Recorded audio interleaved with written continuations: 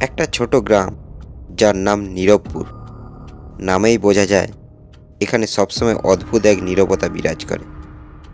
গ্রামের শেষে বাঁশবন ঘেরা এক পুরনো মন্দির। মন্দিরের ভেতরে একটি প্রদীপ জ্বলতে থাকে, যা কেউ কোনোদিন নিভিতে দেখেনি। গ্রামের লোকজন বিশ্বাস করে এই প্রদীপ জ্বালিয়ে রাখলে গ্রামের কোনো অশুভ শক্তি প্রবেশ করতে পারে না। কিন্তু এক রাতে হঠাৎ করেই প্রদীপটা নিভে যায়। সেই রাতেই গ্রামের বিভিন্ন বাড়ি থেকে অদ্ভুতভাবে মানুষ নিখোঁজ হতে শুরু করে। গ্রামের বৃদ্ধরা বলেন অন্ধকার আবার ফিরে এসেছে। গ্রামের তরুণ যুবক রাহুল ও তার বন্ধু শিমুল সিদ্ধান্ত নেয় এই রহস্য সমাধান করার। তারা জানতে পারে মন্দিরটি একসময় এক ভয়ানক সাধুর আশ্রম ছিল, যে মানুষ বলি দিয়ে অমরত্ব লাভের চেষ্টা করেছিল। সাধুর অভিশাপে মন্দিরে ছায়ার মতো থেকে গেছে। রাহুল ও শিমুলকে এখন সেই অভিশপ্ত সাধুর আত্মার মুখোমুখি হতে হবে এবং প্রদীপ পুনরায় জ্বালাতে হবে। কিন্তু সহজে এই কাজ করা সম্ভব নয়, কারণ তাদের প্রতিটা পদক্ষেপে ভয়ঙ্কর ছায়ামূর্তিরা তাড়া করে। রাহুল আর শিমুল মন্দিরের দিকে এগিয়ে চলছিল। রাতের অন্ধকার যেন তাদের পেছনে ধাওয়া করছিল, কিন্তু তারা কোনো ভয় অনুভব করছিল না। মন্দিরের কাছে পৌঁছানোর পর তাদের চোখে পড়ল অদ্ভুত এক দৃশ্য। যে প্রদীপটি সারা রাত জ্বলত তা নিভে গেছে। মন্দিরের ভেতর এক নিস্তব্ধতা বিরাজ করছিল, যেন সেখানে কোনো জীবন নেই। এটা ঠিক না, প্রদীপটা নিভে গেলে কিছু একটা ঘটবে, আমি জানি, রাহুল বলল। এটা কি আগেও ঘটেছিল? শিমুল জানতে চাইল। না, কখনো না, রাহুল উত্তর দিল। আমি ছোটবেলায় শুনতাম, কিন্তু কখনো দেখিনি। তারা মন্দিরের ভেতরে ঢুকলো। মন্দিরের দেয়ালগুলো পুরনো, ভেঙে পড়তে চলেছে, কিন্তু অদ্ভুতভাবে মন্দিরের ভেতরের বাতাস তাজা ছিল, যেন সেই স্থানটি সময়ের সাথে সাথে একাকার হয়ে গেছে। প্রদীপের স্থানটি খালি ছিল, তবে মন্দিরের একটি কোণে একটি পুরনো বেদি দেখতে পেল। বেদির ওপরে এক অদ্ভুত চিহ্ন আঁকা ছিল। বয়সের কারণে একটু ঝাপসা হয়ে গিয়েছিল, কিন্তু তাতে কিছু লেখা ছিল যা রাহুল পড়তে পারল না। এটা কি? শিমুল অবাক হয়ে বলল। আমি জানি না, তবে আমাদের পরিষ্কার করতে হবে, রাহুল বলল। তার কণ্ঠে একটা অদ্ভুত শীতলতা, যেন তার মধ্যে কিছু একটা খুঁজে পেতে চাচ্ছিল। তারা বেদিটি ছোঁয়ায়, কিন্তু তাতেই ঘটল এক অদ্ভুত ঘটনা। সারা মন্দির কেঁপে উঠল। বাতাসের ঝাপটায় মন্দিরের ছাদ থেকে ধুলোর ঝড় উঠল। এক মুহূর্তে একটি ঠান্ডা শ্বাসের অনুভূতি তাদের শরীরে প্রবাহিত হলো। তারা আঁতকে উঠল।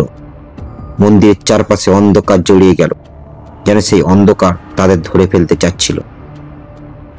আমরা ভুল করেছি, শিমুল বলল। আমাদের এখান থেকে চলে যাওয়া উচিত। তারা পেছন ফিরে দেখল মন্দিরের দরজা বন্ধ হয়ে গেছে। তাদের পক্ষে আর বের হওয়া সম্ভব ছিল না। এখন তারা একেবারে ভিতরে আটকে পড়েছে। রাহুলের মাথায় দ্রুত চিন্তা শুরু হলো। রাহুল বলল, দ্রুত সেই চিহ্নটার কিছু অংশ খুঁজে বের করো। আমরা যদি তার রহস্য বুঝতে পারি, তাহলেই হয়তো বের হওয়ার উপায় পাব। মন্দিরের কোণায় এক অন্ধকার ছায়া ঘুরে বেড়াচ্ছে। প্রাথমিকভাবে তারা ভেবেছিল এটি কোনো ধোঁয়া, কিন্তু ধীরে ধীরে তারা বুঝতে পারল যে এটি কোনো বাস্তব জিনিস নয়। ছায়াটি তাদের দিকে এগিয়ে আসছিল এবং পরিবেশে এক অদ্ভুত গন্ধ তৈরি হচ্ছিল। শিমুল ভয় পেয়ে বলল, এটা কি? এটা কি মানুষ? রাহুল কাঁপা কণ্ঠে বলল, না, এটা মানুষ নয়, এটা কিছু অশরীরীয়। ছায়াটি আরো কাছাকাছি আসছিল এবং রাহুলের মনে পড়ল মন্দিরের পুরনো গল্পগুলো। এখানে একসময় এক সাধু বাস করতেন, যিনি আত্মা দিয়ে অমরত্ব লাভ করতে চেয়েছিলেন। প্রতিটি আত্মা যাকে তার কাছে এনে বলি দেওয়া হতো, তাদের আত্মা পরে মন্দিরে বন্দী হয়েই থাকত। সেই আত্মাগুলোর মধ্যে অনেকগুলো অশুভ শক্তি হয়ে ফিরে আসত, অথচ এবার তারা নিজেরাই সেই শক্তির সম্মুখীন। আমরা যদি এই প্রদীপ আবার জ্বালাতে না পারি, তাহলে এই ছায়াগুলি আমাদের মেনে নেবে না। রাহুল বুঝতে পারল এরা আমাদের শিকার করতে চায়। শিমুল পিছন ফিরে দেখতে চাইল, কিন্তু দরজা তখনও অদৃশ্য হয়ে গিয়েছিল। তারা আটকা পড়েছে, আর একমাত্র উপায় হলো পুরনো প্রদীপটি আবার জ্বালান। কিন্তু এটি কিভাবে করা হবে? দুজনেই মন্দিরের কোনায় ফিরল, যেখানে প্রদীপটি নিভে গিয়েছিল। রাহুল চোখ বন্ধ করে গভীর মনোযোগ দিয়ে ভাবতে লাগল। তার মনে হয়েছিল এই প্রদীপের সাথে কিছু গোপন রহস্য জড়িত। এক মুহূর্তে তার মনে পড়ল কিভাবে ছোটবেলায় বাবা তাকে বলেছিল, প্রদীপটি নিভিয়ে ফেলা মানে পুরনো অভিশাপের দ্বার উন্মুক্ত করা। রাহুল বলল, আমরা যদি এই প্রদীপটি আবার জ্বালাতে চাই, তবে আমাদের প্রথমে পুরনো বেদিতে সেই চিহ্নটি ঠিকমতো বুঝতে হবে। এটাই আমাদের একমাত্র উপায়। তারা বেদির দিকে তাকিয়ে থাকলো এবং ধীরে ধীরে সেই চিহ্নের আরো কিছু অংশ পরিষ্কার হতে শুরু করলো। তারা বুঝতে পারলো এটি একটি পুরনো মন্ত্র, যা প্রদীপটি পুনরায় জ্বালানোর জন্য ব্যবহৃত হতে পারে। রাহুল বলল, এটিই আমাদের শেষ সুযোগ। যদি আমরা ভুল করি তাহলে।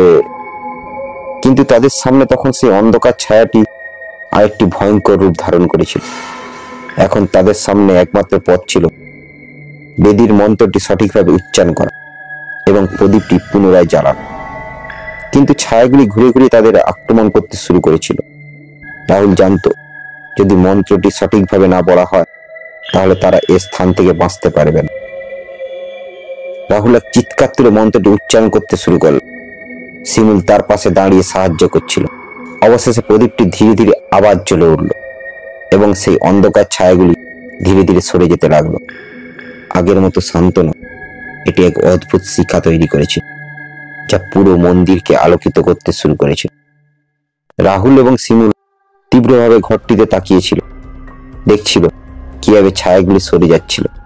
কিন্তু এক অদ্ভুত অনুভূতি তাদের মধ্যে প্রবাহিত হচ্ছিল। এটা শেষ নয়, বরং নতুন কিছু শুরু হতে যাচ্ছে। শিমুল কাঁপানো কণ্ঠে বলল, এটা কি আমাদের শেষ করতে হবে? তার চোখে ভয় স্পষ্ট হয়ে উঠেছিল।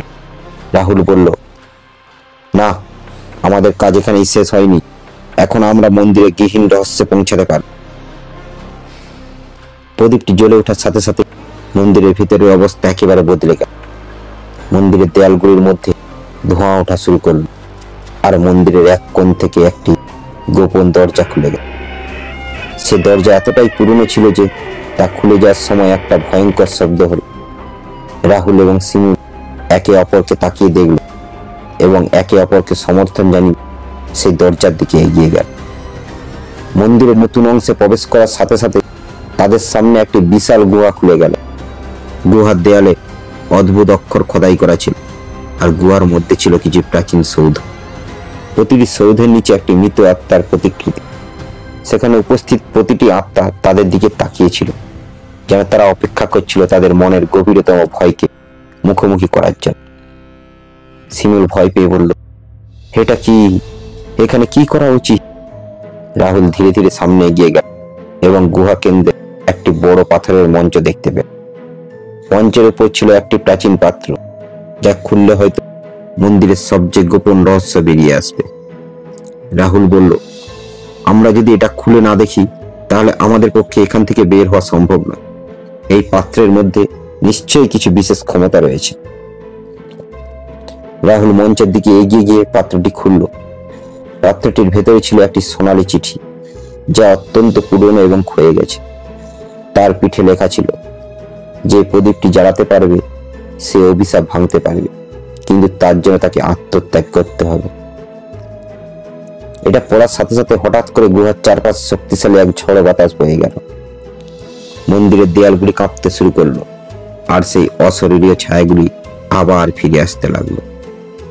এবার তারা সাধারণ ছায়া ছিল না, তারা ছিল ভয়ঙ্কর রক্তচক্ষুওয়ালা, এবং তাদের মুখে ছিল তীব্র প্রতিশোধের আগুন। শিমুল চিৎকার করে বলল, আমরা এতদিন কি ভুল করেছি? রাহুল বলল, এদের শান্ত করতে হবে। তাদের শান্ত করার একমাত্র উপায় হলো এই পাত্রে লেখা সেই শর্তটি পালন করা। অতএব আমাকে আত্মত্যাগ করতেই হবে। শিমুল অবাক হয়ে তাকিয়ে রাহুলকে বলল, তুমি কি বলছো? তুমি আত্মত্যাগ করবে? রাহুল জানালো, আমাকে করতেই হবে, এটাই একমাত্র উপায়। রাহুল পাত্রটি হাতে নিয়ে তার চোখ বন্ধ করে এক গভীর শ্বাস নিল। রাহুল কি সত্যিই তার জীবন বাজি রেখে এই গ্রামকে অভিশাপ মুক্ত করবে? নাকি শিমুল অন্য কোনো উপায় খুঁজে পাবে। তো এই গল্পের দ্বিতীয় অংশ দেখতে অবশ্যই আমার চ্যানেলটিকে সাবস্ক্রাইব করে রাখুন এবং পাশে থাকা বেল আইকনটি অন করে দিন। আর এই গল্পটা যদি সত্যিই আপনাদের কাছে মন ছুঁয়ে যায় তো গল্পটিতে অবশ্যই লাইক করবেন এবং শেয়ার করে বন্ধুদের মাঝে ছড়িয়ে দেবেন।